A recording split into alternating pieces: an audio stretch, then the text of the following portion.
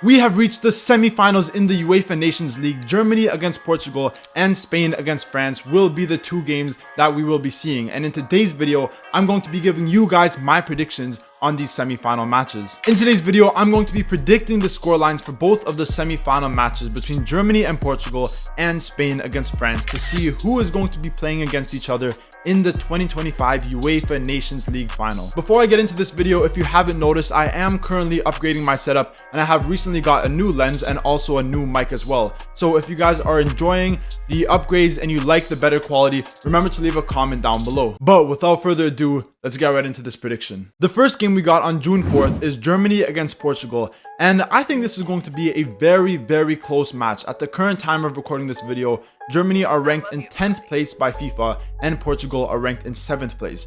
But in my opinion, I actually think that Germany have the better squad. Obviously, we've seen Germany in recent years, especially in the World Cup and even in the Euros, they didn't perform that well. And I think that one of the main reasons for this is because Germany are currently going through a transition period where within the last decade, we've seen them lost a lot of legends, a lot of famous players who won the World Cup with them are now moving on and retiring, and there's a lot of young players like Musiala, Wirtz, Slotterbeck, and a bunch of other players. So they are currently going through a transition period, but I think that their current squad at the moment is very good and they have a lot of underrated talent. Now, you can't really say the same thing about Portugal, but I still think they have a lot of very underrated players, most notably in the midfield, because obviously we all know players like Bernardo Silva and Bruno Fernandes, but it's some of the younger players like Vitinha, like João Neves that are really making a push in this Portuguese side. I think some of these young players are very good. You can also look at players like Nuno Mendes, who has been playing very good this season, and I think they will be very important for Portugal in this game and also in the years to come. Obviously, like I already mentioned with Germany, they are currently going through a little bit of a transition period, and that's why in the World Cup we saw them lose many games. In the last Euros, they didn't make it as far as expected, even with the home advantage. But in this UEFA Nations League, once again, they do have the home advantage because it is being played in Germany. This game is being played in the Allianz Arena, and obviously that provides a huge advantage for Germany, and that's probably the reason why they haven't lost in their last 8 matches, and they've been getting some very good results recently. Now, if we look at Germany in the quarterfinals against Italy, they didn't perform that well at home. When they played away in Italy, they did very good. They won that game. They clearly dominated. But at home, they almost slipped up and Italy almost came back in the last minute. Now, obviously, they did finish with a 3-3 draw to seal off the aggregate win and advance to the semifinals. But it was very close, much closer than what a lot of people expected. But if you look at Portugal so far in this UEFA Nations League, they have not been good away. And if you look at their last 3 away fixtures, they haven't gotten a single win. We saw them draw 0-0 against Scotland away. We saw them draw 1-1 against Croatia away.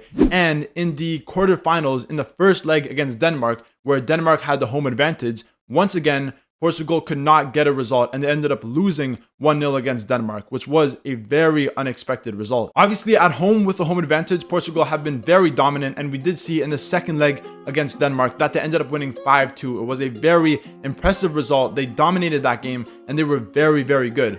But we can't look past how poor Portugal have been away, because in this game, once again, they're playing away at the Allianz Arena. They're playing in Germany. Germany have that advantage.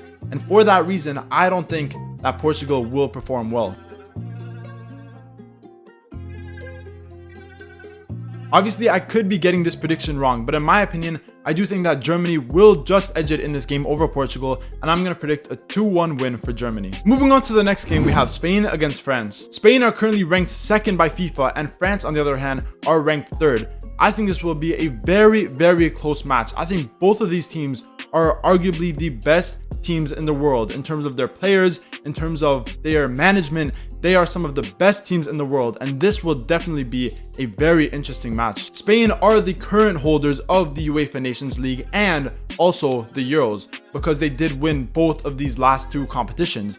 Now, they are definitely the favorite in this match, because if we look at them over the past year or so, they have been very, very good, and especially under the management of De La Fuente, he has got them playing some incredible football, very attacking, very fast-paced, and they definitely have the players for it. Now, on the other hand, France haven't been as consistent recently, and obviously we all know Didier Deschamps is an incredible manager. Obviously, they won the World Cup, they made it to the 2022 World Cup final, but so far in this UEFA Nations League, they haven't been performing that good. If you remember, in the first UEFA Nations League game against Italy, they ended up losing that game 3-1, and as well in the group stage, they also got a 0-0 draw against Israel, which was a very poor result for them. And even in the quarterfinals against Croatia, playing away, they ended up losing that game 2-0. Now, obviously, in the second leg at home, they brought it back, they won 2-0, and they did win in penalties to advance to the semifinals. But it's clear to say that Spain have definitely been the better team in terms of form compared with France. Now, Spain have not lost a game in over a year and a half since they lost that friendly game against Colombia.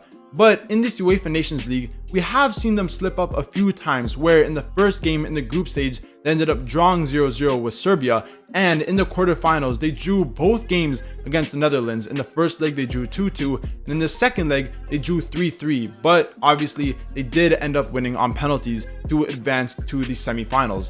So similarly to France, they have been getting better results recently. They haven't lost in a long time, but we have seen them in this competition getting a few draws. I think that Spain have a very, very solid team. If you look at their attack, obviously they have some very good attackers with Nico Williams, Lamine Yamal, experienced attackers in Morata. Their midfield, they have some incredible players, and the defense is very good, but they rely very heavily on younger players in terms of their center backs. If you look at Huijsen, if you look at Kubarasi, both of these players are very, very young, and obviously they have some more experienced defenders like Vivian or like Lenormand, but I wouldn't say they are world-class defenders. They are good defenders, but I think this is the one area of the pitch where France could possibly punish Spain. With Spain having conceded 5 goals across both legs against Netherlands, it's clear as day that their defense isn't the best. Obviously it is good, but it's not the best. If you look at France's attack, they have, in my opinion, the best attacking lineup in the whole world. They have so many world-class attackers. Ryan Cherki, Kolo Muani, Ousmane Dembele, Olise, Thuram, obviously Mbappe, Doué, and Barcola as youngsters. Like, their attack is absolutely wild. So many incredible players playing for top-level teams. And I'm not sure if Spain's defense is going to be good enough to cope with the pace and the technical ability of this attacking lineup of France. For that reason, I think this is going to be a goal fest. I think there's going to be a lot of goals in this game. But I do think that the favorites, Spain, and arguably the best team in the world, is going to lose against France. I think France are going to have too much attacking power for Spain, and for that reason, I'm going to predict France to win this game 3-2 and advance into the finals. And that is the end of this video. Those are my UEFA Nations League semi-final predictions, where I think both Germany and France are going to win and meet up in the final match. If you guys agree with my predictions, remember to leave a comment down below. But if you disagree with my predictions and you think either Portugal or Spain or both of them are going to advance into the finals, remember to leave your predictions down below, and I'll be sure to reply to every single comment. And obviously, if you did enjoy this video and you're very excited for my final predictions, remember to leave a like, comment, subscribe, all that good stuff, and stay tuned for more videos.